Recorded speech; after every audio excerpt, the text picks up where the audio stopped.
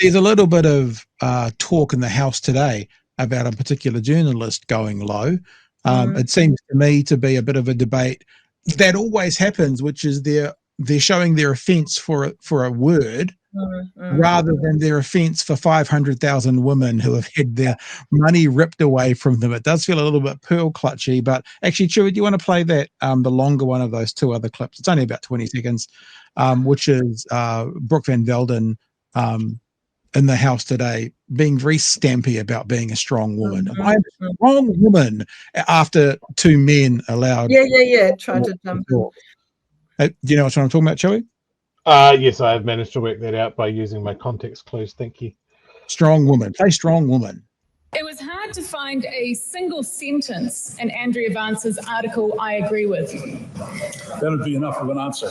Another supplementary? Mr. Speaker, Secretary Brownlee tried to contain the controversy. I was not given the opportunity to answer the second part of that question. With respect, I ruled that you did. David Seymour jumping in. The best thing that happened right now, instead of everyone else interrupting, she'd be given a full opportunity to respond the way she wants to. Well, thank you for your view. I don't agree with you. Mr. Speaker, I'm a strong woman and I can speak for myself. Absolutely. That's good. And you only get to do that when she sees misogynistic terms of abuse used against women, she should stand against it. And there's nothing wrong with treating people as humans. Not one of them have stood up and condemned the disgusting use of the C word from a disgusting journalist last week.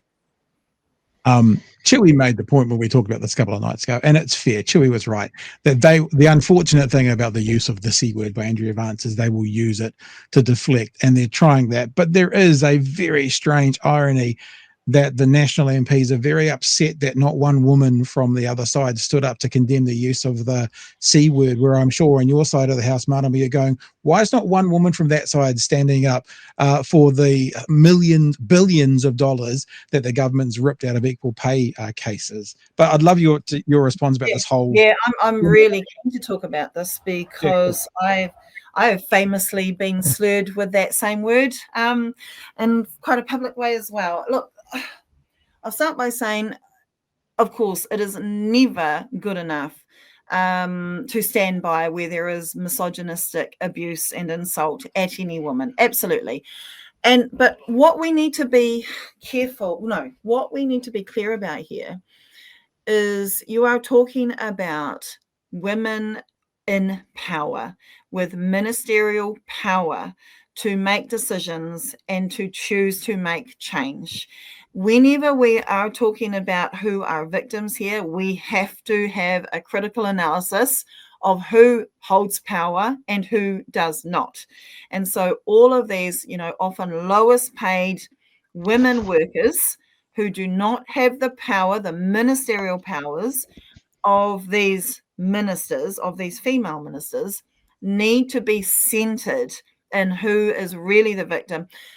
The women who, unlike all of us members of parliament, and especially ministers who are paid even more, the women who these decisions have a real harmful impact on their everyday life, an actual real harmful impact. And for ministers to make themselves victims and distract away from the real harm that is happening to women, we've just got to question that. And the final point I want to make on that is it also does distract from the fact that we have a prime minister who actually needs to bear the largest responsibility for the assaults against women workers. And so, yes, there is also a bit of maybe unfair focus also on female ministers, because you have a prime minister who, at the end of the day, that's where the buck should stop.